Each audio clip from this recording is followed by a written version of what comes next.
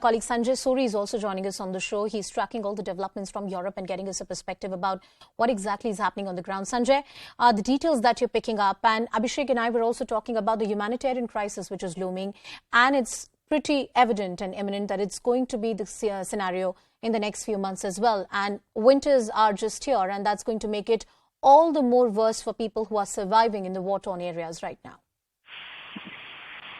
Well, we just had word from the Bild newspaper of Germany that the German embassy in Kiev has been hit. It has been damaged. And the German embassy, as it happens, is one I walked by as recently as yesterday. It is bang next to the Indian embassy in Kiev. And this is an area that is also home to the Chinese embassy. So it is normal to expect that this area would be spared. But if, as Bild reports, a German embassy has been hit, then clearly the diplomatic areas of Kiev are not safe either. This is really now threatening to escalate. Everyone I know in Kiev and I've been speaking to is in a shelter. People are hearing explosions all around them. This is continuing. This is in fact showing no signs of let-up in any part of Ukraine. These are reports coming in also now with somebody I spoke to in Sumy, which is in the northeast of Ukraine. It borders Russia, and they have power outages. There's no electricity supply. The Russians have hit a power station there. And this appears to be the strategy. Power stations have been hit all over the country.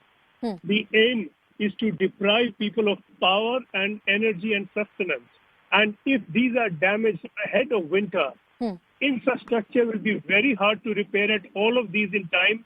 And if there is a continuing attack, then this can add up to very severe and life-threatening mass punishment for the people in the winter months ahead. All right, Sanjay Suri getting us all the details. My colleague Abhishek Jha also reporting on the geopolitical developments. Meanwhile, we have a reaction coming in from a Ukrainian MP.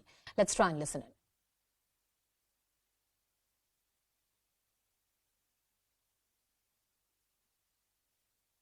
Today's morning, it reminds the morning of the 24th of February 2022, when the Moscow Federation started the full-scale invasion into Ukraine. As we know, they launched already more than 75 rockets on Ukrainian cities all across the country in different regions, and even in some regions where we have not had any alarm, we have this alarm today. In my native city of Lviv, we had more than 10 explosions already. In Kiev, it started from the attacks on the very heart of Kiev, beginning from the former premises of the Supreme Council of Ukraine from the beginning of the 20th century. We do not know exactly whether the Moscow Federation Army wanted to target the parliament or whether they just want to scare Ukrainian people. Well, we'll continue tracking what's happening in Ukraine amidst the invasion by the Russians, which continues in the 8th month, and of course, the geopolitical developments and the humanitarian crisis around it. Shifting